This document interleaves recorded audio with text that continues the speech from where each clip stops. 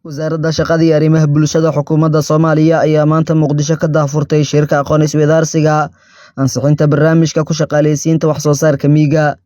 Shirka ayaa waxaa kasoo qayb galay agaasimayaal xubno matalaya wasaaradaha qaar ee dowladda, wakiilka hay'adda FOW ee Soomaaliya iyo madaxda Wasaaradda Shaqada iyo Arrimaha Bulshada Xukuumadda Soomaaliya. Ugu horeyn kulankan aqoon isweydaarsiga ayaa waxaa ka hadlay kusimaha agaasimaha guud ee Wasaaradda Shaqada iyo Arrimaha Bulshada Cabdikariin Cumar Cabdiraxmaan waxaana uu ka warbixiyay waxyaabaha shirka xoogga lagu saari doono. qof kasta waxaan leenahay soo dhawow kulankeena waa inoo furan yahay insha Allah tacaala. Waxaan kula talinayaa qof kasta oo halkan fadhiya in maanta inta aynu wada joogno uu fikirkiisa ama aragtidiisa ku taxalluqda dhinaca wax soo saarka iyo dadkeena reer baadiyaha ah uu aad iyo aad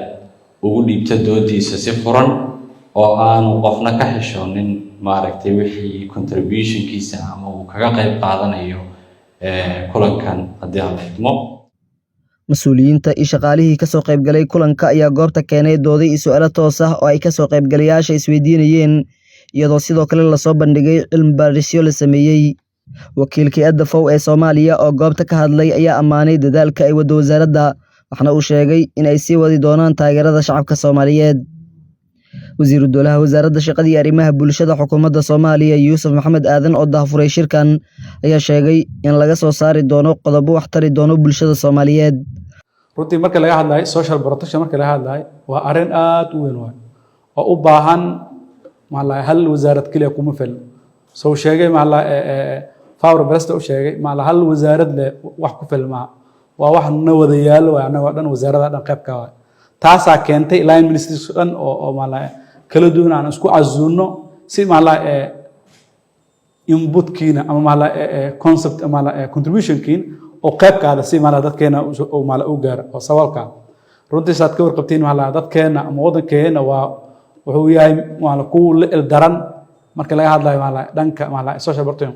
waxay dadka u liita ay dadkeena badana saad ka warqabtiin waxaa joogto noqotay daadka joogto ah markii daad laga bixin waxay noqotay hadana abaartii ay joogto noqotay soo marka dadku waxay noqdeen waa ma bayna saddex bil waxay la ildaran yihiin falaadhis haysta after saddex bil waxay la ildaran hadana biilaan haysta soo waxay ku tunay dad waxay noqdeen marka oo meesha uu darnay gaareen soo annaga waajib naga saaran ka wasaarad ahaan annaga dhamaanteen dawladda Soomaaliya annaga waajib naga saaran waay dadkeen oo saas u tababaran xaaladaas ku nool yihiin inaan meesha ka soo qaad aan soo gaarsan graduation level sad ka warqabtiin dadka maalin kasta wax la masiin karo. Abshir Cabdullaahi Amiin, Universal TV, Muqdisho.